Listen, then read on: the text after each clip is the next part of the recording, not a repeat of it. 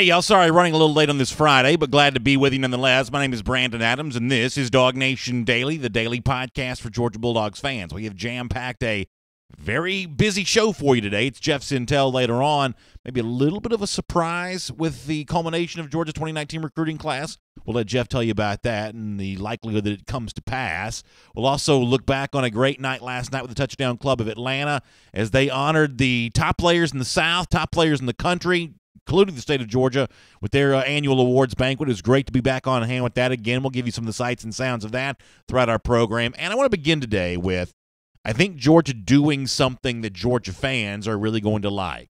Embracing the fact the Dogs came up just short in the SEC championship and the dissatisfaction that so many Dog fans had with the Sugar Bowl. Apparently that's a source of motivation for the team this season, and I think for most fans, that's going to be really good news. I'll tell you why coming up as DawgNation Daily gets going right now.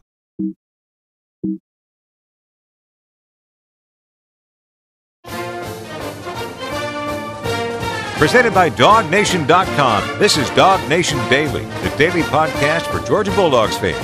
Here's your host, Brandon Adams. What a great night it was last night. Touchdown Club of Atlanta really rolling out the red carpet, a class organization, and another classy night as they had their annual awards banquet. Some of the big names involved with Georgia football were on hand, and many of those incoming recruits were honored with awards. It was great to see Nakobe Dean get a chance to be celebrated. We'll talk more about that throughout the week. Trayvon Walker was on hand, Dominic Blaylock on hand. A really, really good night. We'll tell you more about that coming up, but just off the top of the program, wanted to say thanks for the Touchdown Club of Atlanta welcoming us into their awards banquet again last night, and what an incredible event that was. Now, before I get to any of that, and before we welcome in Jeff Sintel into today's program, I wanted to mention something that I'd seen on Instagram, and I think for Georgia fans, they're going to like this. I think that there's a mood at the end of the 2018 season that Dog fans admittedly were just kind of sour, right?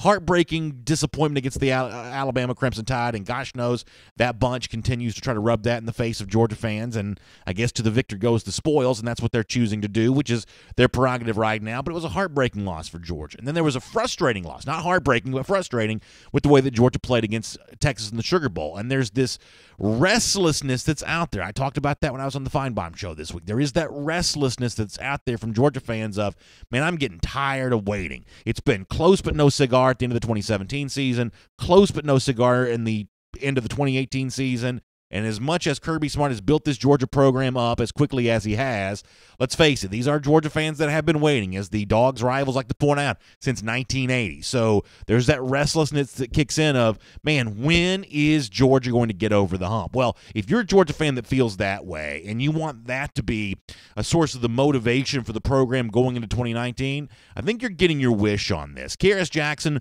obviously the really good Georgia wide receiver, getting ready to go into his sophomore season, he put something on his Instagram story of, apparently this is something that the players are being fed. Apparently this is a message that they are seeing a lot. And, if you're listening on radio or a podcast, you obviously can't see this. I'll read this to you. But on Kearis' story, there's this big fancy graphic that says, if you think you've done enough, do more. And the letters that make up the words do more are gigantic, white print with a red background, do more. And then below that, you see the 35-28 final score of the SEC championship game and the 28-21 final score of the Sugar Bowl. That's a scenario that seems to be a message coming from the Georgia staff to its players. If you didn't like the way you felt in December in Atlanta and the embarrassment that you felt in January in New Orleans, then dig deeper right now. Start right now working to make a better conclusion to the 2019 season. Don't give yourself any opportunity for any regrets whatsoever. We've talked about that too around here with the notion of, this needs to be a leave no doubt year for Georgia. I mean, no matter how badly Georgia may have played in the Sugar Bowl, I think there is a real strong case to be made that Georgia, after the regular season ended, after the conference championship games on the first Saturday in December, that Georgia was still among the four best teams in the country, but it put its fate in the hands of the committee. And when you do that, you are certainly, there's a possibility you're going to fall victim to being just somebody else being chosen. In the case of the committee, they favored Notre Dame and they favored Oklahoma over Georgia. That's what happens when you put your hands in the fate of the committee. But in 2019, there's the hope for a lot of Georgia fans. There is no doubt that you don't give the committee a chance to leave you out of the college football playoff. And that image that Kearis Jackson shares from his Instagram story would seem to be a belief that Georgia itself is buying into that as well. To do more now with preparation, both physically and mentally, emotionally, spiritually, whatever, that when it comes time for December to roll around again and that hopeful matchup occurs with Alabama in the SEC championship game again, this time Georgia can get over that hump. And this time Georgia can go back to New Orleans for a very different reason. Not the consolation prize of the Sugar Bowl, but the actual national championship game, which is slated to be back in the Big Easy next year. And it kind of reminds me a little bit of what Mike Johnson said on yesterday's program. I got a lot of feedback from y'all about having Mike back on the air. I was really happy to be able to bring him back, and I know many of you enjoyed that too. And one of the things we talked about that many of you really seemed to like was the parallel that seems to exist between Mike's team in Alabama and Georgia in this regard. That, Mike was a part of a Alabama team that came up short. In 2008, had a chance to win the SEC in what would have been Saban's second season there.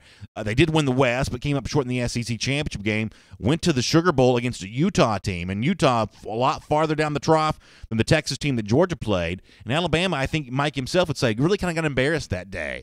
And it was a bad look for the program at the time, but ultimately everything kind of worked out. A lot of you took a lot of comfort in some of the stuff that Mike had to say yesterday. So in relationship to what Kearis Jackson just showed us on Instagram, that Georgia's challenging itself right now to do more and put the bad taste of the Sugar Bowl sort of in the distant memory and make sure there is no repeat of that or the repeat of coming up just short against Alabama. Listen to Mike Johnson here, and I think that'll make you even feel even better about the potential theme that's developing as Georgia goes through this offseason heading towards the 2019 year. Here is Mike Johnson, the former Alabama All-American, a guy who was a part of an embarrassing Sugar Bowl loss after the 2008 season. Here's what he said on DawgNation Daily just yesterday. When I was watching it, it reminded me so much of that 2008 Sugar Bowl against Utah. Tough loss for us in the SEC title against number one ranked Florida that year. Very, very good team with Tim Tebow at quarterback. We were not able to knock them off. And we went to the Sugar Bowl, and it was more of a victory lap for us. Or we thought it was going to be more of a victory lap for us. It was, we're going up against a lesser team. We were highly favored in the game. We thought we'd just show up and put on the uniforms and we'd be able to win the football game. I ended up having to play left tackle. Andre Smith got suspended. I got injured in the football game. We didn't have much offensive line left. We ran up against some injury issues, some guys that had already decided to go pro. To me, Georgia and this Sugar Bowl is a mirror image. And I've told you that before when we have kind of compared some of the things going on.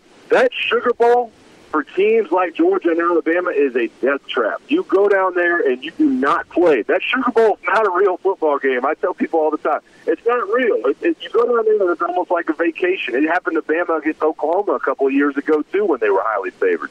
Now, what's interesting about what Mike says, and I've mentioned this before, that it's really people outside of DawgNation who are most willing to give Georgia a free pass for what happened during the Sugar Bowl.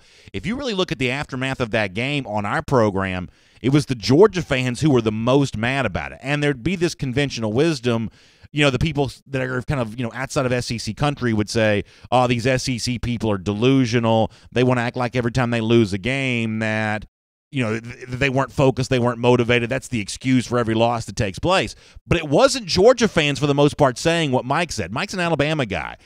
He's not giving Georgia a free pass there because he loves Georgia and wants to make excuses for Georgia. He's coming from his own perspective, having played in a game like that. A lot of the national media, national writers were echoing a lot of the same things that Mike was saying. They were essentially saying, Georgia's not going to be ranked any lower next season because it lost to Texas.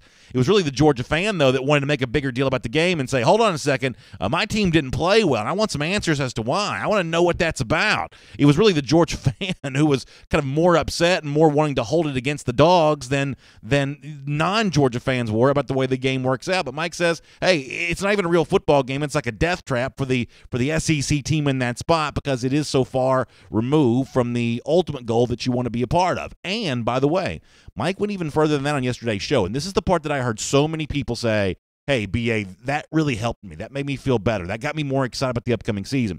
Not only did Mike say that you can't really be that worried about losing the game, he said that the game itself can actually end up being kind of a motivating force, which brings us back to what Kearis Jackson put on his Instagram story. The notion of doing more, of using that as a source of motivation.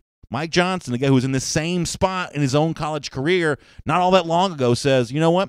It is actually very much a possibility. Here's Mike. I would tell Georgia fans not to panic and not to be too worried about it. It's not going to have a huge bearing on what to do next year. Now, if anything, BA, I would almost say it's a good thing, because you look in the mirror at yourself and you say, boy, we can't really just show up and win these games in this Georgia jersey. We really do have to focus on what we have to do to be able to win on Saturday or on Monday or whenever the game is scheduled. So if you want to really swirl it around and try to spit out some really good spin on it, I'd say, listen, they put up posters of the Texas Longhorns all offseason. You remind yourself you can't show up and just win football games, and they'll probably spin this into a lot more victories in the near future. I don't think that this is some kind of ultimatum, I guess, on what Georgia will be in the future. It's not like any other game. It's a week long. It's in New Orleans. You get a month to prepare. There's guys going different directions, and Georgia will learn from it. I'd say don't panic. I've been through it, and the next year we won a national title, so it's not the end of the world.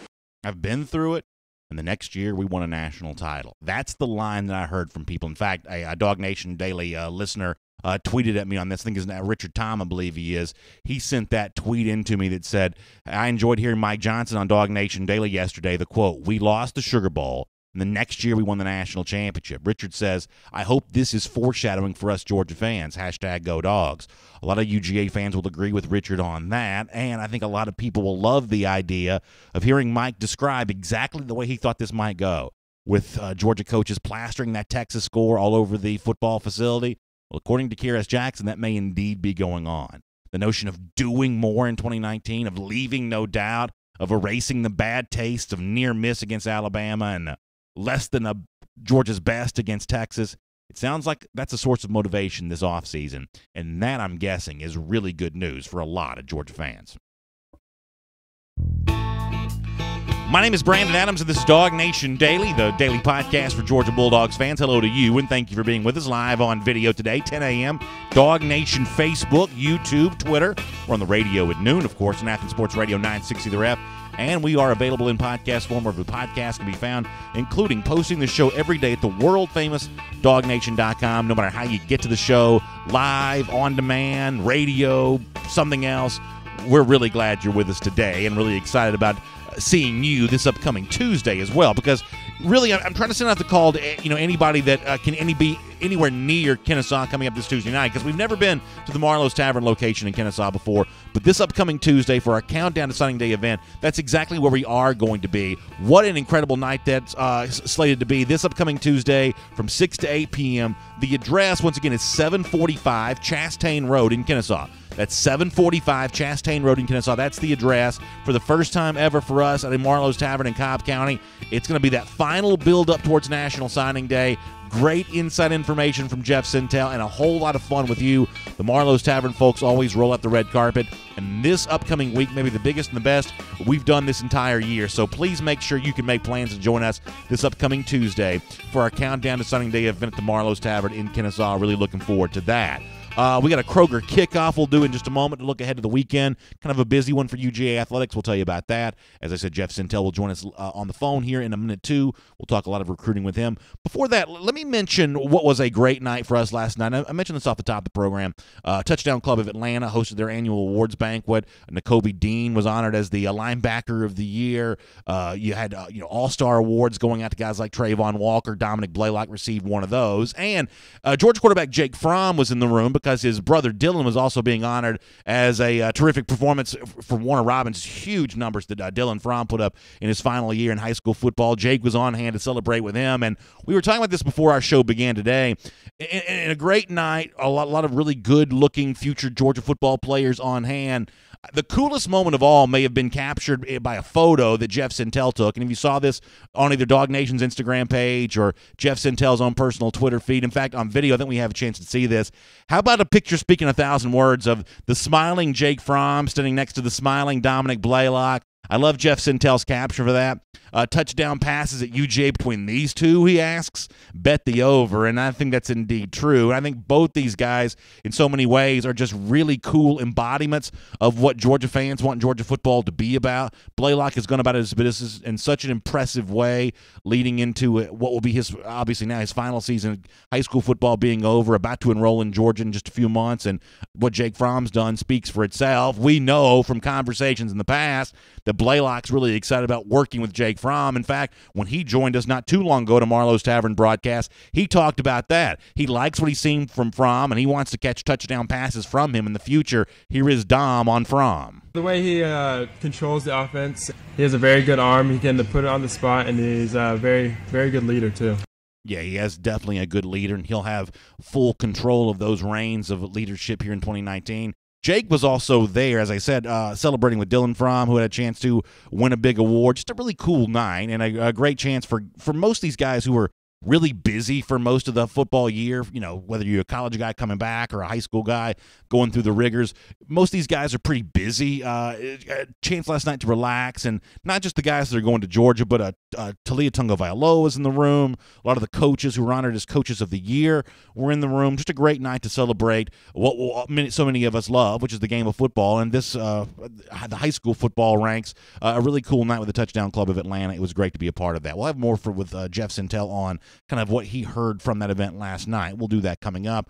Before that, though, let me also remind you that it's a busy weekend for UGA athletics. We love to kick off the weekend here on Fridays on DawgNation Daily with our Kroger kickoff. And here's what you need to know on your calendar as far as upcoming events for UGA athletics. It gets started tonight with the Gym Dogs. They are in action tonight as the Gym Dogs get ready to take on Auburn on the road, so pay close attention to that. That is coming up. And then you've got men's basketball on Texas against Texas. It's that SEC Big 12 showdown. Men's basketball team against Texas there for that. That's coming up on Saturday. Obviously, the Dogs need a win, and they'll look to get one against Shaka Smart's Longhorns coming up this weekend. And then it says Lady Dogs versus Alabama. That's Sunday, though, right? I believe that may be Sunday. I believe the Lady Dogs are on Sunday, but obviously check out Joni Taylor's team there, too, as a lot of sports interaction for the University of Georgia. And, of course, around here, we wish all those teams well as they try to maintain a lot of success. So really good stuff. And by the way, speaking of the Kroger kickoff, right now as we head towards the big game, Kroger's got a great offer for you to kind of make your big game party go even better. Your local Atlanta Kroger right now is featuring 10% off any 6 bottles of wine. So if you really want to stock up and have a great party, obviously, those bottles of wine from Kroger let you do it, and you can get 10% off any 6 right now. You can even mix and match and have everything you need to make your party go as smoothly as it needs to next Sunday. So check out your local Atlanta Kroger for more on that. All right, we have got a lot to do on our program today, and much of it involves recruiting. We are getting close to signing day, and there could be some surprises in store as Georgia heads towards early February. Let's find out more from that and about that as we welcome in Jeff Sintel right now. From Athens and across the SEC or wherever the recruiting trail may lead, here's a DawgNation.com insider. We will say hello to Jeff Sintel here, and I did have a chance to be with him last night along with our buddy Connor Riley at the Touchdown Club of Atlanta event. And, you know, Jeff, before you joined us, we did show the image that you snapped and put on your Twitter feed, the Dawg Nation Instagram feed as well, of Jake Fromm and Dominic Blaylock standing side by side with each other. I said before you joined us that if there was ever a picture that tells 1,000 words, those two smiling faces smiling next to each other, that conjures up an awful lot of predictions about what might happen for these two together and an awful lot of excitement about what 2019 might look like as Fromm gets himself another offensive weapon to work with. Blaylock is an impressive young man. He had a terrific high school career, capped off with 3 touchdowns in the Army All-American Bowl, or what used to be the Army All-American Bowl, just the All-American Bowl now. I would imagine Jake Fromm's probably pretty excited about tossing the ball in his direction. Wouldn't you guess? Yeah, man. Good morning, everybody. I would think, Brandon, when I saw that picture and I put it up, I just thought, you know, these are two guys that are just going to come to work, just going to put their head down. They're just going to do more, like the slogan around the weight room right now. And they're just going to try and get a little bit better each day. I mean, I put up something, everybody has to clever up something with a tweet these days or whatever. And I just looked at that picture and I thought, might be the first one I've seen of Fromm and Blaylock together like that. might be a few more of those two guys together in the end zone in Athens in the years to come. Yeah, I think that's really exciting. And, you know, one of the things I've always been impressed with when it comes to Blaylock, Jeff, is just the demeanor with which he's kind of gone about his business, right? I mean, you know, he's going to step onto Georgia in kind of a high-profile way. Fromm was like that. We were with him at the Touchdown Club a couple of years ago. It's amazing that his career is, you know, now kind of getting more towards, like, the later stages. And it seems like just yesterday we were watching him get ready to make his ascent to the college level, the University of Georgia. But you get the impression for Blaylock, and seeing him in the room last night, another example of this, you get the impression that this is not too much for him, that he's not overcome with all of this or overtaken by this, because he just sort of takes it in stride. This is not, you know, this is a guy who seems to compartmentalize this level of attention pretty well, and I'm guessing, I'm no psychologist or anything like that, but I'm guessing that will help him in college. He just doesn't seem to be that impressed with himself, and even in a night where a lot of people are, you know, putting their eyes on him, he's just not, he's sort of disaffected by all that, which I think it does help him at the big-time SEC level as an incoming freshman. Yeah, Blaylock's a guy that, you know, it's kind of a shame, because he stood to be the first five-star signee at receiver since 2009 and Marlon Brown that Georgia's had. Everybody always reminds me, what about Terry Godwin? But Terry Godwin was rated as an athlete. But the final rankings have been tabulated and out, and he finishes as a four-star, the nation's number 5 receiver, I guess. And he's still a special talent for Georgia, especially considering the migration and I guess the attrition, you would call it, at the receiver spot there for Georgia. I mean, he's a young man that steady is the way to do it, and he's just a guy that's just going to not worry about any outside factors whatsoever. He's just going to do what he's told, and he's a guy that, to me, is and let's look at what happened in Georgia last year in Cortez Hankton's room. That's a guy that stresses discipline, blocking, doing all the little things exactly right. Your feet are on the ground, you're taking notes, and that's an environment that I know Blaylock will flourish in. That's something that will come naturally to him, and he's just going to put his head down and go. We also had a chance to spend some time with Trayvon Walker yesterday. That's an extended interview that folks will get a chance to see him before the Hedges coming up next week. And, you know, Jeff, it's probably no big surprise to hear that I'm impressed with Trayvon Walker, but I am. First of all, I thought he looked great last night. This is a guy that's, you know, even before arriving at Georgia, already in really good shape. And this is also a competent young man that seems to already be plugging in and trying to get ready for his college career, even though he's still finishing up his time at Upson Lee. He's a 3-sport guy, and he wanted to finish out and do that work. But as a fan who admittedly wants to see Walker do well at Georgia, I don't think I could ask much more right now from a guy that's physically in really good shape, but also mentally, he's just really eager to get going. He talked to you about, you know, kind of digesting a lot of the stuff that there is to be known. Georgia's already reached out to him to say, hey, start learning this and get used to this and following this plan, and he seems to be doing that. I really liked what I heard from Trayvon Walker. Everyone else will get to hear the entire interview on Before the Hedges next week, but what were your impressions of spending some time, maybe for the last time with Walker as a non-Georgia player before he enrolls in the summer? What were your impressions of hanging out with Trayvon last night? Well, number one is the purple shoes, man. I tell you, I don't. That's something that belongs in Brandon's closet, man. Those are some nice. I was impressed. I was. Size 15s. I tell you, they had to really skin a lot of grimaces in order to get those size 15s out there. You know, the main thing I thought about was just Brandon, and there's a lot of stuff to talk about Trayvon Walker. I mean, Trayvon was seen by 24/7 Sports in their final evals as the nation's number 1 overall defensive tackle. They even speculated and theorized that he could be an eventual project as a number 1 overall NFL draft pick one day. He has that type of rare, special ability at 6'5" and about 275, 280 pounds. But, you know, to me, it was just weird how things have changed. I mean, there's a moment at the Touchdown Club meeting, and let's face it, man, it was just 2 years ago when there was no such thing as an early signing period, and there were kids walking the halls everywhere that had not signed. And can you imagine what would have been happening on a DawgNation Daily in 2016 if Georgia priority target Trayvon Walker shows up at an awards banquet on the eve of National Signing Day with Clemson purple, orange flecks on the bow tie, purple shoes?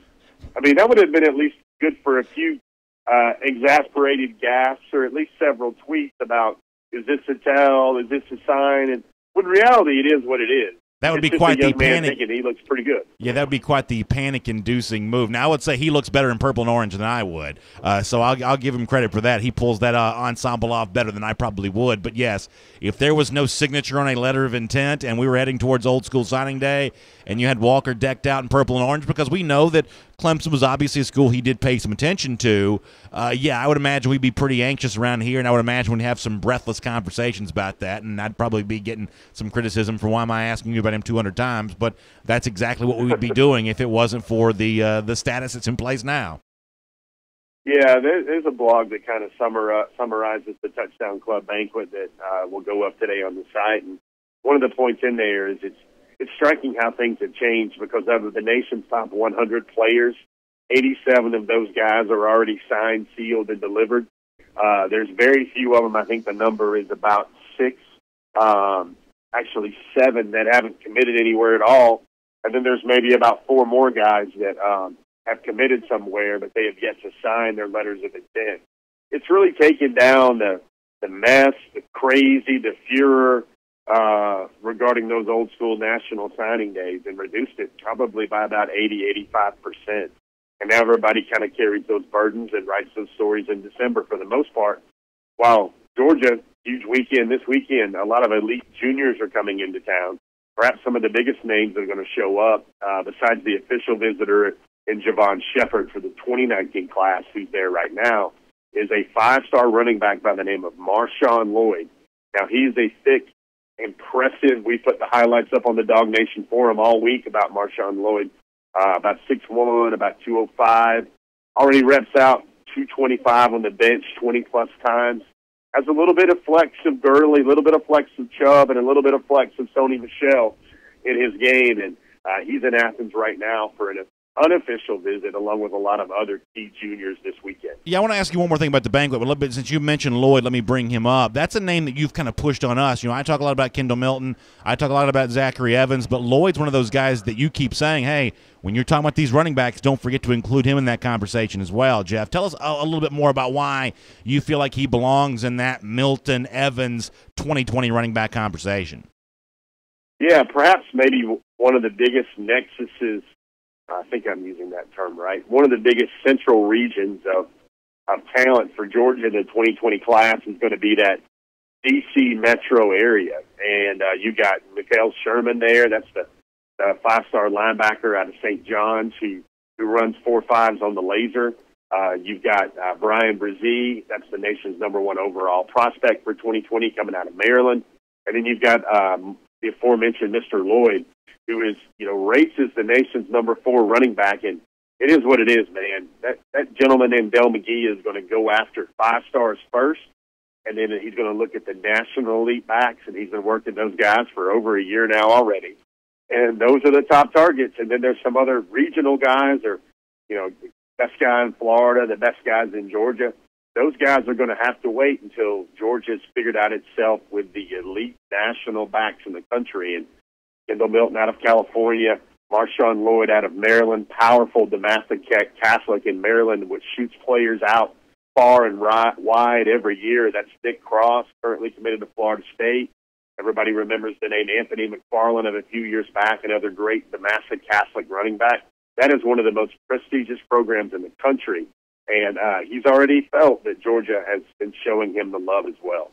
I think that's really exciting to think about, Georgia getting in there and getting going with that region. As I said before, I did want to mention one more thing on the banquet from last night before we moved on to some of the guys who were visiting this weekend. I love Nakobe Dean, who was honored last night as the linebacker, as they call it, the lineman of the year, because of the the way they tabulate that. I loved him talking about wanting to be an early enrollee, Jeff. I loved hearing from him that desire to get on campus as quickly as he could and start, really getting ingrained in the college program. And for so many guys, they've seen that early enrollment, that opportunity to go through spring practice, be a springboard that can lead to playing time in their freshman year as season, athletes and seasoned in terms of what you need to know to play the linebacker position in the SEC. I love the enthusiasm that Dean showed last night at the Touchdown Club of Atlanta Award Banquet about being an early enrollee at Georgia. I mean, what did you make of the fact that this is a guy that's already on campus and kind of getting used to that program? And I would imagine that can only help him as he tries to make an impact in his freshman season, correct?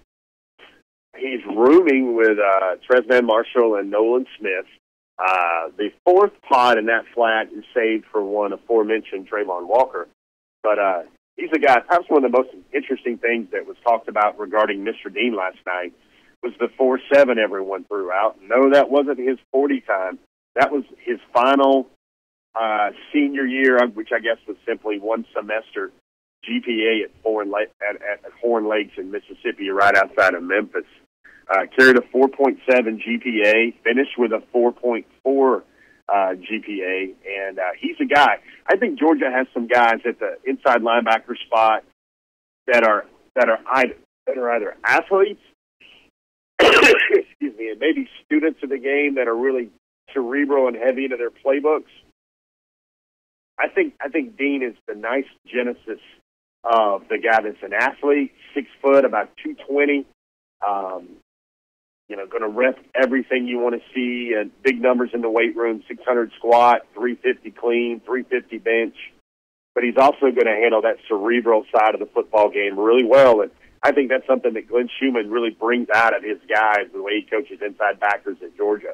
He's seen as a professor. He's seen as one of the most astute and the smartest X's and O's guys at the inside linebacker position already in the SEC. And I think Nakobe Dean and Glenn Schumann are going to be a great match together. I think it was eye-opening for some that Javon Shepard, the 4-star offensive tackle from Texas, who we've talked about before on Before the Hedges, but maybe seemed like he was trending away from UGA as of late. According to some stuff on his social media, he's actually visiting Georgia. In fact, I think we have a cool piece of video that we can show. Jeff, I know you've seen this, of Shepard getting ready to rock and roll with his, there he is, in what looks to be a very cool vehicle as he's transported there. I see the Georgia G's on the back of the leather seats. Jeff, is this the way that guys are getting transported around right now? You got the Georgia highlights on the screen in the background. I feel like this is a vehicle I might enjoy. Is this really the way that these guys get treated on their official visits now? Because I got to tell you, that is a pretty cool vehicle for an OV right there. So we got to figure this out, Brandon. It's our duty as correspondents who dutifully work this beat here.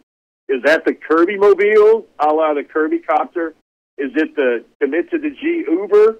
Is it the G Wagon? What are we talking about? Listen, we got to find a nickname for that thing because it's got the TV, it's got the bucket seats, it's got the Power G. That is a modern toy for a modern recruiting machine. Yeah, listen, don't even get me started on that Kirby Copter. I'm so over that thing now. He was back somewhere again this week, Jeff, with a yellow and black helicopter again. Why can't they stick with the red and the black helicopters? Don't even get me started on that. That's an entirely different story. I was very unhappy to see this bumblebee yellow and black helicopter that Kirby Smart was flying around in. It's what Javon Shepard's in. That's the look that Georgia needs to go for there. That is the really impressive deal. And I know if you're listening right now, you can't see that, but maybe check out the video portion of the show just to at least see how Javon Shepard was picked up. But maybe a more important question than the transportation, it's the player himself. Jeff, what does this mean, given the limited number of guys that Georgia has, that Shepard is on campus, has visited, getting the red carpet treatment? How does that name factor into some of the other conversations we've been having as of late? Well, we've dove into this on the forum a little bit this week as well, but here's what it is. This is a young man from the state of Texas, Texas and Texas A&M. Very hard to pull that out of it, pull a guy that's leaned toward those programs for so long. There are times where, like I've said this a couple times, Brandon, I'm sure you pound your desk when I do, but sometimes you're just going to be official visit number 4, official visit number 3, or official visit number 5. The midweek official visit, obviously Georgia needs tackles. We talked about on the forum, kind of the pitch from Georgia is going to look something like, you see Andrew Thomas over there, and you see Isaiah Wilson over there. We're probably going to prepare like they're going to be in the NFL draft for the 2020 season. And so the only other pure tackle bodies that we will have on campus at that time, if those guys choose to go ahead and early entry to the NFL, is that would be one Kay Bass, that would be one Owen Condon, and then that would be a pair of guys in Warren McClendon and Xavier Truss, who just signed in the 2019 class, potentially along with Javon Shepard, who's 6'6.5", great athleticism. Looks like he carries 315, 18, 19, 20 pounds, like he's in a compression Nike gear, something like that. Georgia, obviously, tackles are one of those positions. We talked about that on Before the Hedges this week, where Georgia still does not have a lot of top 10 guys, top 10 rated at their position guys in the program. And that's a place where Javon Shepard's coming in. And he is at a position of clear need. Maybe not for 2019, but definitely for 2020 and beyond. Yeah, I mean, I just have to be honest. Obviously, as you said, Shepard does fill that need, and he's a good enough prospect to be committed to Texas. But when I think about, my own personal favored close to this 2019 class, I guess now I'm not even going to bring up George Pickens because I've done that so much. But, if you gave me the choice of Shepard, the offensive tackle, or flipping a guy like Nick Cross from Florida State to go along, obviously, with the number one name that seems to be on everybody's mind, which is Kyrie Lam, I'm still going to choose Cross over Shepard, despite the fact that offensive tackle, as you've rightly pointed out, is a position of need. I just think Cross is a better player, Jeff. Yeah, Cross is clocking 6.55s and 60. Definitely Georgia needs to increase its depth and excellence in the back end with another guy like that. I mean, imagine teaming up Cross and Lewis Seen eventually as the safety spot at Georgia 2020, 2021 going forward. Those are some big, fast, and long dudes that like to hit people. And you think about the ideal close. Is it two names? Is it three names? I don't think it's getting any bigger than three names. And I don't really see Pickens as a guy right now. I don't see Shepard as a guy right now, especially off just one visit. Another thing about that image in those images on social media is you don't see his family with him there at all, or lots of friends with him there at all. And so that's a difficult thing to do because on those midweek officials, you're very likely not to get mom and dad involved because those are days off work. I think the ideal close would probably be something like Elam, Brent Seither. Still need a tight end in the program as well, but I think the most important piece is hard to argue with your two pieces right there, and that would be Nick Cross and Kyrie Elam. But Shepard's definitely in need. I think the hardest part for Georgia, and this is the new Georgia way of doing things, it's probably why that, let's call it the G-Wagon or the commit to the Uber, works really well for the Georgia program. Is I think an interesting player is Mark Anthony Richards.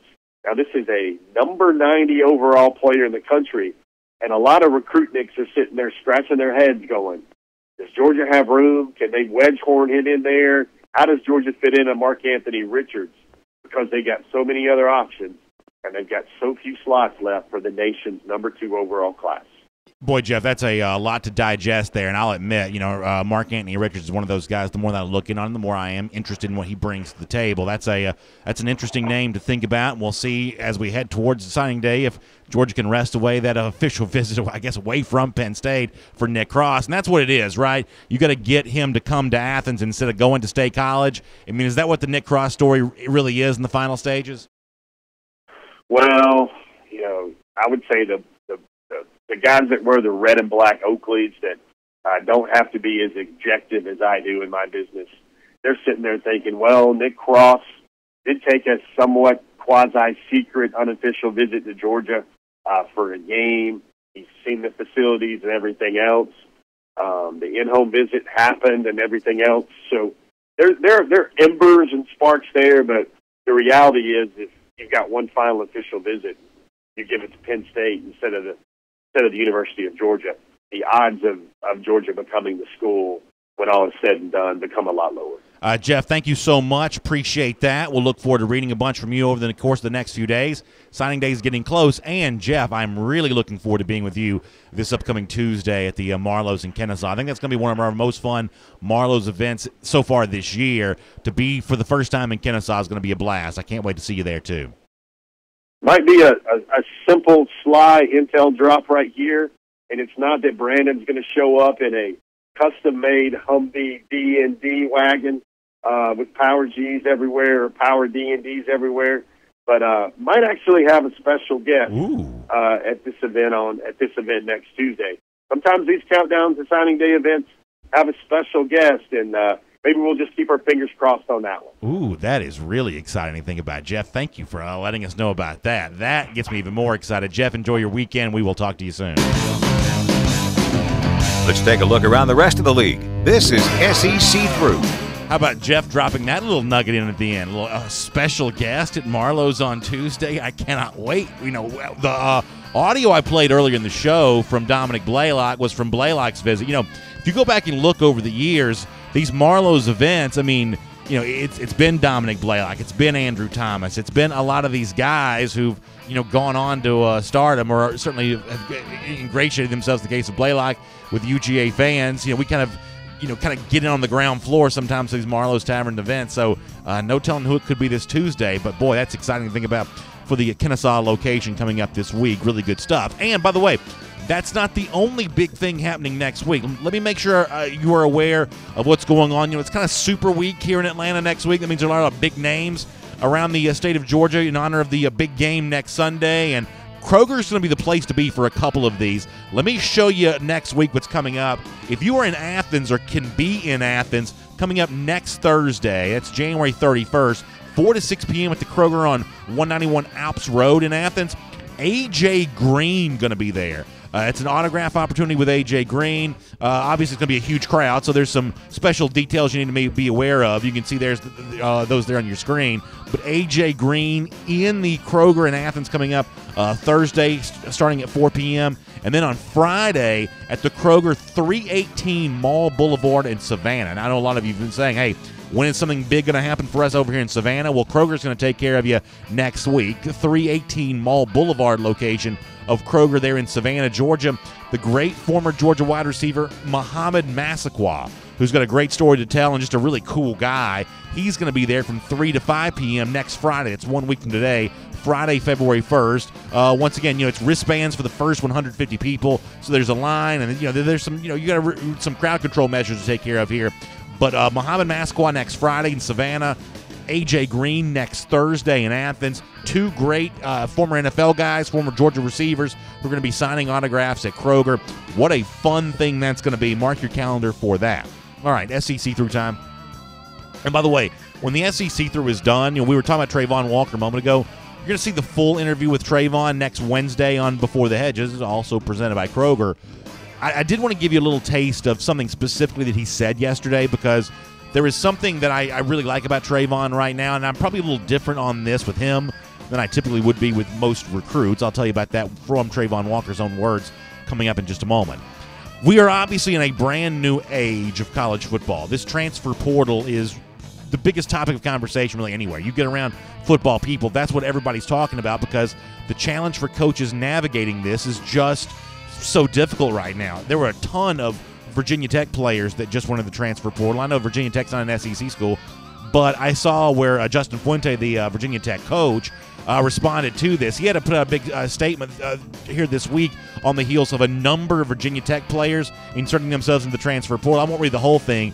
He says, our coaching staff remains firmly committed to developing a winning culture at Virginia Tech, where our student athletes can learn, grow, and thrive in all aspects. Blah, blah, blah. He says, I respect the fact that each individual circumstance and situation are different. He's acknowledging the fact this transfer thing is going to go on. With that said, I'm very excited about the calendar and the character and talent of the young men on our team, and remain enthused with the potential of this football team for 2019 and beyond. He's obviously having to put out some fires given the fact that a bunch of Virginia Tech guys did go in the transfer portal. Now, I will admit, from a selfish standpoint, one of the reasons why I noticed Fuente's statement is because one of the guys that put himself in the transfer portal is Eric Kuma, a receiver for the Hokies that had 7 touchdowns last year, started 12 games for Virginia Tech. He put himself in the transfer portal. There's obviously a thought that Georgia could use a little help at the wide receiver position, given the fact that McCole Hardman and Riley Ridley are on their way to the NFL. Well, I did happen to notice, now I can't tell when this happened, I did happen to notice that Todd Hartley is now following Eric Kuma on Twitter. So, listen, do with that what you will. I mean, we're all, and I'm going to be the first one to tell you, total hypocrites about all of this. I mean, I'm going to be the first one to be hand-wringing about, oh, gosh, this is a slippery slope for college football, and this is a real problem. This transfer portal may open up a Pandora's box of unintended consequences. I'm going to say that on one side of my mouth, and then out of the other side of my mouth, I'm going to be looking to see who's in this transfer portal that Georgia might be able to get. Nobody wants their own players in the portal. Everybody wants everybody else's players, and so I guess that's all just sort of par for the course. One more thing to get to is kind of a quasi-SEC through. Our buddy Connor Riley had pointed me out to this, tipped me off to this. I do like Athlon Sports. I think that's a fun college football website. They've got one of those fun preseason, preview lists out of the top 25 games for the 2019 season. If I'm doing the math correctly here, 4 of those top 10 games in the country for next year are all Georgia games. It's Notre Dame coming to Athens. It's Georgia, Florida. It's Texas A&M, Georgia. Georgia Auburn's in there. So you want to get a little bit of a sense for how the Georgia schedule is viewed by some people right now. Athlon, who knows college football really well, they've got this is not just the SEC. This is college football. This is the entire college football slate, and 4 of the top 10 games in the country next season, according to Athlon Sports, involve the University of Georgia. And I think for a lot of Georgia fans, who, let's face it, the last couple of years have been a little bit disappointed by the slate of the home schedule, the state of the home schedule. Not a lot of marquee games. To have the Irish and the Aggies coming to Athens for the first time as an SEC team, I think there are a lot of Georgia fans who are excited about that home slate next year. I do think that Georgia-Florida is going to have a lot of buzz. Around here, we're Gator haters. The game's always got buzz for us. I think nationally it's got buzz next season. And as Athlon mentions, I don't think Auburn on the road is a game you can disregard. This is one of those lucky years for Auburn where they get Georgia and Alabama both at home in the month of November. It's tough for them when it's both on the road. But they get a chance to host that game next year, and obviously in 2017, that trip was a problem for Georgia. So this is probably on paper a tough Georgia schedule, but the flip side of that for fans, it's also going to be a fun Georgia schedule, so I can't wait to talk to you guys and gals more about that as we get close to that. For now, we'll make that your SEC through. And I wanted to talk about Travon Walker more for a minute on DawgNation Daily, and I said this. There's probably something I'm willing to tolerate with Walker in a way that I would not be super excited about this for most normal recruits. Travon Walker has chosen not to be an early enrollee. Walker is a really good basketball player. You've seen some probably highlights of him bouncing around the internet over the last couple of days. He's a really good basketball player, and he does field events as well, and he's pretty talented in that regard too. So he wanted to finish his high school career at Upson Lee before he came to Georgia. But what you love hearing from Walker, and you'll see this full interview on Before the Hedges next week, what you love hearing from Walker is, despite the fact that he's still playing basketball and despite the fact that he's still in high school, this is already a guy who's got some pretty strong considerations for what his college career is going to be like. And he's already starting work on that. I loved hearing this from Travon Walker. Here is some of what he told Jeff Sintel last night. What are the next 4 or 5 weeks going to look for you? 4 or 5 months going to look like for you? Just training, preparing for college. Even though I didn't early enroll, I still got a playbook. So not the playbook, but a workout book, so I can work out, get out my running, and just stay on top of all that. So I'll be on top and ready to go when I get on campus. Yeah, listen, I have no doubt that's what Walker's going to do, be on top and ready to go once he gets on campus. And, if I was fearful that a Georgia signee was going to be sitting around playing Fortnite all the time, then yeah, I would tell him he needs to get his rear end on campus and get going. But Travon Walker is serious about basketball. He's very good. Upson Lee's a terrific team. He is in great shape because of that. He's probably, from a weight standpoint, smaller now than he'll be when he plays at Georgia next season. But in terms of, I'm guessing body fat percentage and things like that, Walker's in really good shape. So, you don't mind him not being at Georgia because he's, clearly going about his business in a serious way in terms of how he's hitting the weight room and how he's working on a lot of that kind of stuff. The other thing is, Walker is entering his Georgia career when he gets there later on this summer with a lot of confidence. I think he feels like that even though he's not there yet, he's going to be ready to go once he gets there. Here's a little more with Jeff with Travon. And once again, I just really liked the level of confidence that he showed when he talked about his soon-to-be arrival at the University of Georgia. Here's Travon Walker again. What have they told you about preparation and being ready? I'm sure they want all you guys ready, but what have they told you? They just said when I get there, it's going to come even easier because I'll be competing against some of the other guys and all the conditioning. Don't worry about all that. It's just going to come to me. I mean, we have said before a few times in kind of our candid, off-the-cuff conversations that there are obviously a tremendous collection of athletes in the University of Georgia right now. But there are a small handful who are like, in sports you use that word freak, these athletic freaks who are like just beyond what you would expect even a typical athlete to be. Georgia's lucky enough right now to have a few of those. I think that Brenton Cox may be one of those. I think that Nolan Smith may be one of those. But you got to make sure you include Trayvon Walker in that conversation as well. I mean, something that Jeff Sintel said about him a moment ago when he joined us on the program really jumped out at me. That Trayvon's one of those guys, if you think about future number 1 overall NFL draft picks, that Trayvon Walker ought to be, on your short list for that. Much the same way that a Nolan Smith might be, much the same way that a lot of people think of Nakobe Dean kind of following the footsteps of a Roquan Smith, who could be himself a top 10 pick. We don't typically see interior linebackers go, number 1 overall. When you think about those guys who could be at the very top of the first round of a future NFL draft, I think when it comes to incoming players at Georgia, you need to make some room for sure for Trayvon Walker in that conversation. That's the kind of career he could have at UGA, and getting a chance to hang out with him a little bit last night, he is clearly on a path that he hopes leads himself in that direction. That's a career that's going to be very fun to watch. All right, we'll get ready to wrap up here on our program today. I mentioned Athlon Sports having Georgia-Florida as one of its 10 most important games, best games of the upcoming season. It's the number 5 game on this list. Athlon says it's first place in the SEC East race. It should be on the line. Gators look to topple the Bulldogs in Jacksonville for a statement win.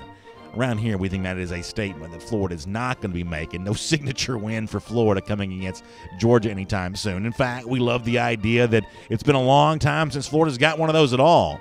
In fact, it's been 818 days. It's our Gator Hater Updater right here on DawgNation Daily, and we love bringing that up. Something else I wanted to mention, there's been a lot of controversy about this New Orleans Saints thing in the NFC Championship game. Did y'all see that the former Georgia tight end Ben Watson has spoken out about this? Watson's got a lot of gravitas. I was a little surprised to see him speak up as much as he did. He essentially challenged Roger Goodell. You should check that out. You'll have a good weekend. We'll see you on Monday back here on DawgNation Daily. And on video. Yeah, the Watson thing, I don't know if y'all saw that. I didn't see that until shortly before the show started. It may have come out yesterday. I didn't see it until this morning.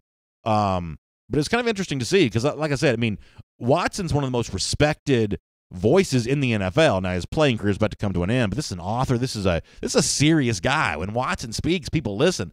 And he called out Roger Goodell on Twitter. What he essentially said was that, missed calls are a part of football, but what happened in the Saints with the non-call in the NFC Championship game was beyond the expected nature of a missed call. It was especially egregious. That's not the words he used, but that's essentially what he said there. And that Goodell's silence on the issue was deafening. Connor Riley will join us a little bit later on. He's a big NFL fan. I'm curious to find out what he thinks about that. I was a little surprised to see Watson go in on this, given the fact that you get the impression that most people, now we live in Atlanta, so obviously we're colored by what Falcons fans think about this, but most people are kind of ready for the Saints to shut up and stop talking, and Watson joining the fray, I think, takes this conversation into an entirely different level. Connor Riley does join us. You're an NFL fan. I know you love Ben Watson like the rest of us do. What'd you make of Watson, not tongue-in-cheek, very seriously calling out Goodell to speak up on what happened there? What do you make of that? Yeah, so Watson is a well-respected guy in the NFL community. At Walter Payton Man of the Year, finalist a few years ago. And with him, it's especially hard because he didn't play in that game because he had appendicitis. Right. And, had New Orleans gone to the Super Bowl, he would have probably been back. He would have been healthy back playing. Yeah. And so you hate for him to see his career essentially end that way on a pretty blatant missed call. However, the Saints were up 13-0 in that game. Yeah. Don't blow a 13-0 lead.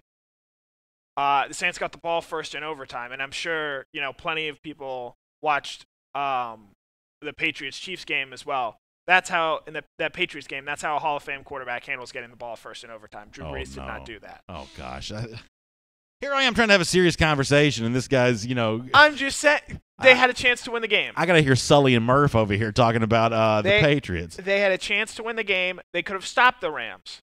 Jared Goff. I like Jared Goff, but Jared Goff is no Tom Brady. So Saints had plenty of chances to win that game. Don't leave it in the hands of the officials. It's simple as that. It's Sonia Prescott who says something that I think is kind of interesting. She says, Saints fans cry me a river. Happened to the Dogs in the national championship last year. See how it feels. And what Sonia says, I think, is the way that by now even like non-Falcons fans or non-Saints fans, I think that the public perception of the Saints stuff on this is probably sort of swinging the direction of, okay, now it's time to stop talking. But it is kind of an interesting question of what happens when someone you like, Ben Watson, says something that people don't like, which is, hey, Goodell owes the Saints an apology, or, some of these class action suits that say the game needs to be replayed. It's kind of an interesting, I don't know, you're forced to deal with this in an interesting way. People love Watson, not just Georgia fans, but really, for the most part, anyone who knows Watson is impressed with him. But I don't think that the overall public opinion is going to be popular with Watson, essentially calling out Goodell for, something that, for the most part, sort of happens in sports. All right, let me get a few more comments here. Gary Strickland says the NFL commissioners ruin the NFL. Sit Goodell down, stop him. So yeah, he doesn't like Goodell. A lot of people don't. Mark Cochran says, celebrating the Patriots. Matt Rukavina says, BA, let's have the countdown for how long Tennessee's been singing Home for the Holidays. Yeah, Matt's got some funny lines. That is certainly one that is, somebody had said that to me too. Maybe it was Matt, that has become kind of their new fight song. Instead of Rocky Top, it's now Home for the Holidays, which I think is really funny. John Anthony says, if you win the overtime coin toss in the NFL and you throw it an interception, the loss is on you. So obviously a lot of folks still weighing in on some of the stuff that happened last weekend. Back over here on YouTube, G. Grace, our Alabama fan, he says, most Bama fans hate the Falcons and the Saints. Is that true? Well, if you live in Alabama, what NFL team do you root for? I guess Alabama They're all Patriots fans. Alabama fans would say that they root for the Crimson Tide. That's their fan. Or as Connor says, maybe they do root for the Patriots. I've always kind of wondered, like, what do Alabama fans do on NFL Sundays when it comes to that kind of stuff? Used to be, like, I've been to Tuscaloosa, I've been to the Bear Bryant Museum, which is actually kind of a cool thing to go to. I mean, to be honest with you, even though I don't like Alabama, I actually like the Bear Bryant Museum. It's kind of a cool thing to visit. And one of the centerpieces of the museum is like this old school, like, late 60s, early 70s era living room showing a replay of the Bear Bryant Coaches Show, which was on Sunday afternoons back in the day. And so I guess if you want to go back, to a million years ago, Bama fans on Sunday with no NFL team in their own state, they're just watching the Bear Bryant Coaches Show as opposed to that. AM Fitness also says a lot of Bama fans are also Falcons fans as well. Yeah, I mean, my own personal fandom is I've always been a Falcons fan, and I like the Falcons. I just have never been able to kind of conjure up the same level of emotion for that I do Georgia. Now, I will say it's harder for me now, and for those of you who haven't gotten to this stage of life yet, I think one day you probably will understand this more. I have 2 young kids, and that saps a lot of energy from you because they just need a lot of attention. And so when you're like me and your Saturday is as devoted to college football as mine is, and then when you haven't really spent that time with your kids, it's sort of hard to turn around and say, okay, now I'm going to give a whole nother day to this whole other football team or this whole other brand of football. I'll end up watching. My NFL habit is generally this. I'll end up getting to like the Red Zone channel somewhere around 3 or 3:15. I'll try to spin the league a little bit and kind of see what's going on. I try to follow the Falcons as much as I can. I end up doing a lot of that on social media just because we're running around a lot on Sundays. But that ends up being what my Sunday ends up being. Sometimes I talk about not being an NFL fan. It's not that I hate the NFL. I don't have anything against the league. It's just that I spend so much time around college football. By the time Sunday comes around, it's like I don't have that much left to give to football. Crow King 123 says, I dislike the Falcons. My loyalty is to the teams that love UGA, and the Falcons go out of their way to hate the Dogs. That has always been a little bit of a hot topic. Opportunities the Falcons have had to draft Georgia players and have failed to do it. Now, if you're the Falcons themselves to say this is all just coincidence, it's not a big deal, but there are a few high-profile instances that Falcons fans will point to. Most recently, it was the chance to draft Todd Gurley instead of drafting Vic Beasley, and they passed on Gurley when, at the time the Falcons were drafting, Gurley, by almost all accounts, was the best talent available on the board. Falcons chose to draft for need with Beasley over Gurley. A lot of Georgia fans don't like that. But you can also go back way into the past when Falcons needed a wide receiver, took Jamie German, I believe it was, out of Miami, passed on Hines Ward. That one didn't work out quite so well. There was also the instance in 1990 or 91, whatever year it would have been. I guess it would have been 90. Falcons drafted a running back in the first round. They took Steve Broussard out of Washington State. A couple picks later, Rodney Hampton goes to the New York Giants.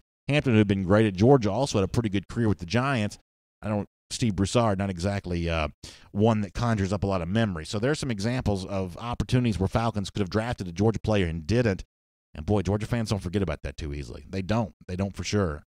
Crow King also says, how about the fact they get an LSU player every single year and gave up a spot last year when they could have had 2 picks and gotten Javon Wims.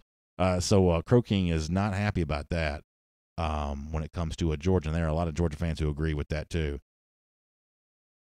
Let me go over here to Facebook here for a moment.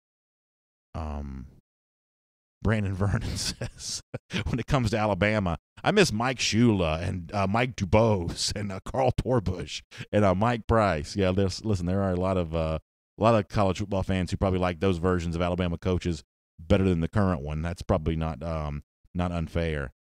D.S. Greer says, neither team have won a championship, but I get really excited above watching UGA football more. Yeah, my connection to Georgia is, some of y'all know this, some of you don't. Like, I didn't graduate from Georgia. I didn't attend the University of Georgia. I have been a Georgia fan dating back to when I was like 3 or 4 years old. My grandfather started taking me to games, and that was our team, right? We lived in Gainesville. Gainesville's, I don't know if it's closer to Athens than it was to Atlanta, but it's probably an easier drive. And so for a long time, the people who lived in back then rural North Georgia, they just go to Athens because that's where, that's just where you'd go to watch football. It's a little bit harder to get to Atlanta. Plus, there wasn't professional sports until '66 in Atlanta. So for the people who kind of grew up where I did, older than me, if you wanted a football team, it was Athens that you'd get to and go to. And so, my dad, my grandfather, they're not Georgia graduates either, but they just grew up Georgia fans because in, kind of rural North Georgia, that's what you did back then. And so, I started going to games when I was in the, very young, in the very early 80s, and just kind of, continued on with it after that for a long time. I think many of you probably have a very similar story on that. So that's kind of what my connection is. And as I also mentioned this before, when I was a kid in the mid to late 80s, the Falcons were not on TV. There was I don't believe the blackout rule exists anymore. For the most part, NFL games also sell out now. But there was a blackout rule where if the game was not sold out, the game could not be aired live on TV. I believe it was aired tape delay or something like that. But it could not be aired live on TV.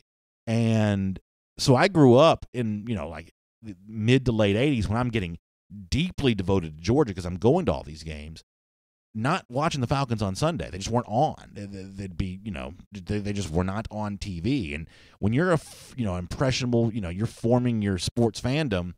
If the team's not on TV, if you're not getting to see them, I mean, my parents weren't taking me to Fulton County Stadium to go watch those games. So, I got deeply connected to Georgia and just never developed that same deep connection with the Falcons. When I got older and could drive myself and had a little bit of my own money, I started going to some Falcons games. But when it was, growing up, I was ingrained to be a Georgia fan, not so much a Falcons fan.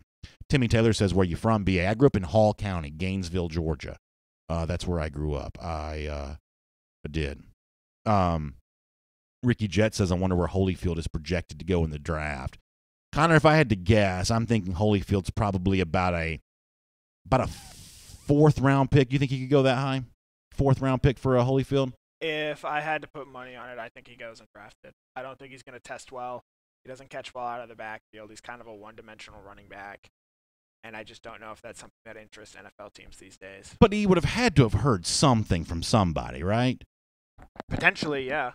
I mean, this is a 1,000-yard rusher. He went over 1,000 at Sugar Bowl, who has not gotten a lot of carries in a college uniform. I mean, I would say that NFL teams are going to like that, but I also don't follow the draft well enough to know that. Chris Slim White also mentions Kyle Davis. That's a name that I think it may have come up during our comment section portion the other day. That's the former Auburn receiver who was, from the Atlanta area. That's a guy that Georgia was really in on for what would have, if my memory serves, been the class of 2016. He ends up going to Auburn, doesn't make it there. Auburn's had a lot of receivers transfer, so that's not necessarily a knock on Davis. They've had a ton of receivers leave that program. But he goes to FAU, and I don't even think he ever played at FAU. That may be an issue worth dealing with. But Davis is that name that's out there. I favor these guys that that have some stats, like the Eric Kuma guy. Now, listen, I'm not telling you that Georgia's in on this guy, but I didn't mention him a moment ago because Todd Harley's following him on Twitter. He caught 42 passes for 559 yards and 7 touchdowns. Y'all, I hate to say it, but that'd be about what it'd take to be the leading receiver for Georgia this season. 559 and 7 touchdowns. You are very much in that conversation. You're definitely in that conversation. That's what you're putting up there. They've also got a tight end leaving as well, which is kind of interesting. So I favor him. What's the guy from Miami's name? Well, you mean Lawrence Cager? Yeah, Cager. Yeah, that's another guy that I kind of favor because he's experienced. He's put up some numbers. If Georgia brings in a receiver, I'd love to see them bring in one of those guys that's really put up some numbers. That'd be my thing to do there. Somebody said that Holyfield was a hidden gem. Yeah, he certainly could be. John Gilder says he's a hidden gem in the draft. He's going to go to a team like New England who recognizes his work ethic. Yeah, doesn't need running backs. But you know the point though. I mean, I do have a question for you. Please. So you talked a little bit about the transfer portal earlier today, and Brew McCoy, 5-star athlete, someone who has been compared to both Von Miller and Mike Evans. He's in the transfer portal after being on USC's campus for 2 weeks. Yeah. I feel kind of comfortable saying definitively that's bad for college football if guys like him start transferring after 2 weeks. Yeah, for those of you that didn't see the story, as Connor said, this is a very impressive athlete who goes there, decides in a couple of weeks he doesn't like it, and now may be looking to leave. And I am generally speaking as open as one can be about I want rules that favor players. If I could make it where these guys could all get whatever money they could get, I'd be in favor of that. I'm for the most part for fairly liberal transfer rules. I like player-friendly rules. I kind of agree with you on this, Connor, that doesn't seem good for the sport. And I referenced the Justin Fuente quote during the regular show because he's, to me, one of the first coaches that have actually come out and spoken out on the impact the transfer portal's having on the program, just the threat that these guys may go. Because ultimately, I believe that guys threatening to go and then not may actually be a bigger problem for football teams than the guys who transfer. To use Justin Fields for instance on this, obviously Fields is a touchy subject, but Fields was a pretty clean break.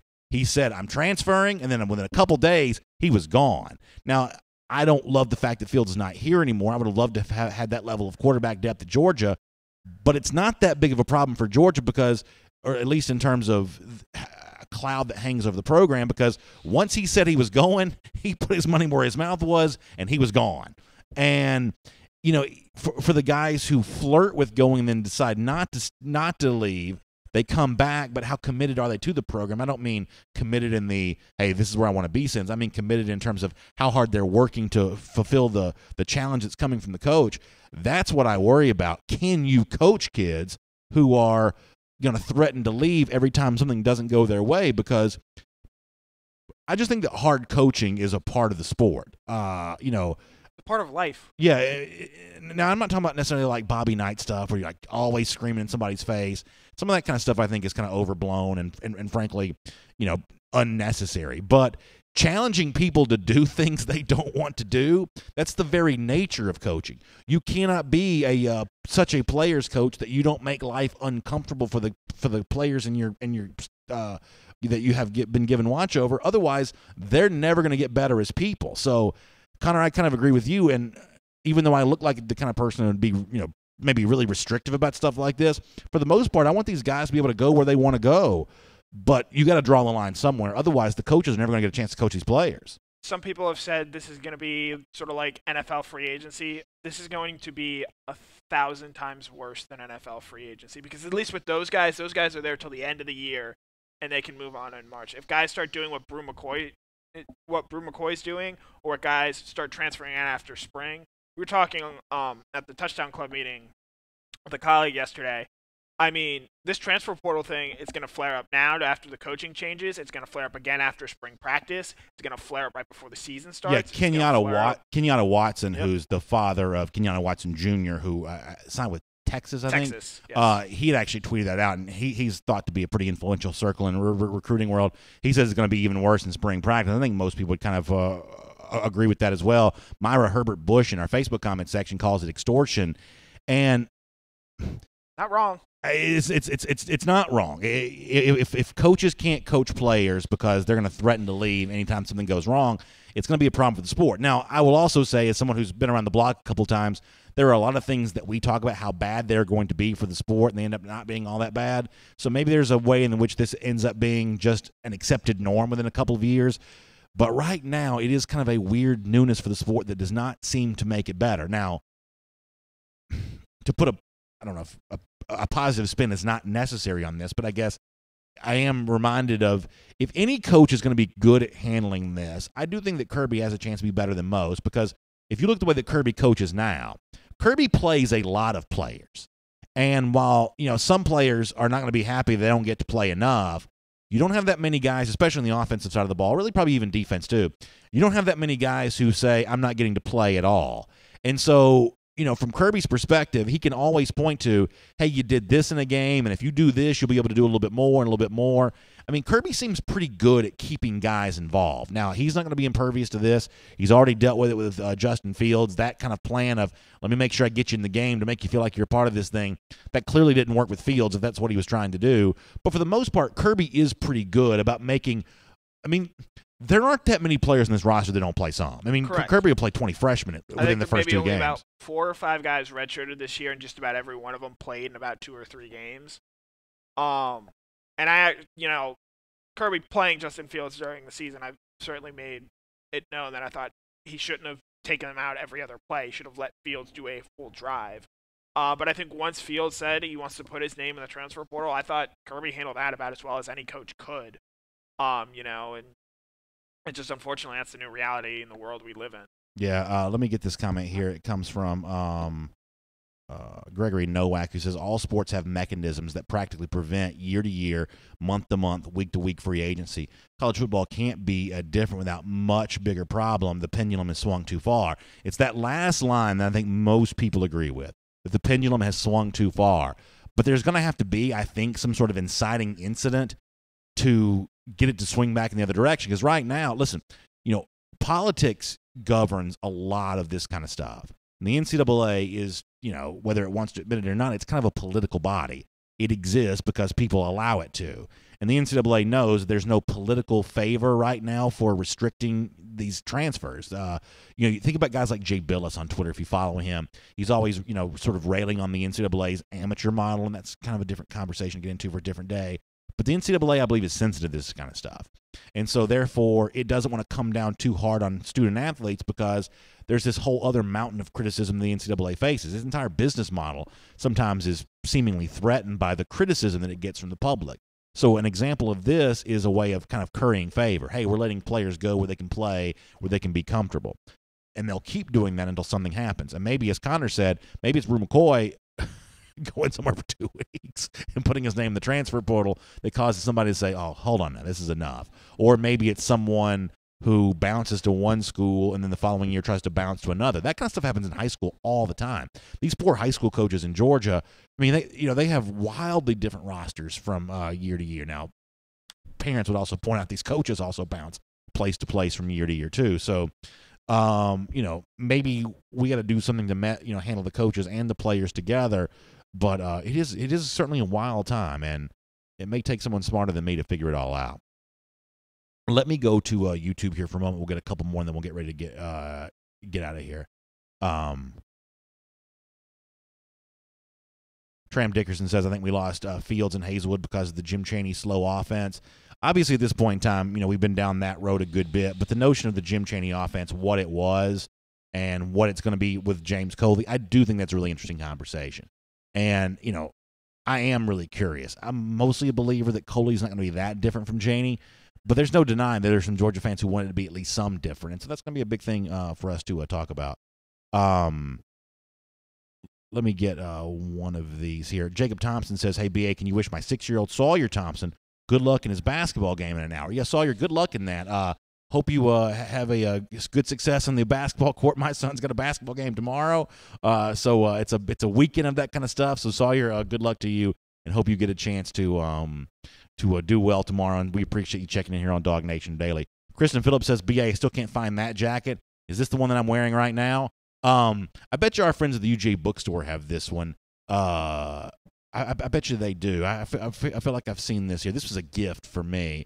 But I bet you anything, our folks over at the UJ Bookstore have that. Kristen says, I want that Nike jacket. Yeah, I do like this. Generally speaking, I like pullovers. I just like pullovers, and so yeah, I do like this one a lot. So Kristen, check out the UJ Bookstore, see if they have this. They probably have it also. I think it comes in black and red as well, so you can check that out there. But thanks for noticing. I appreciate that.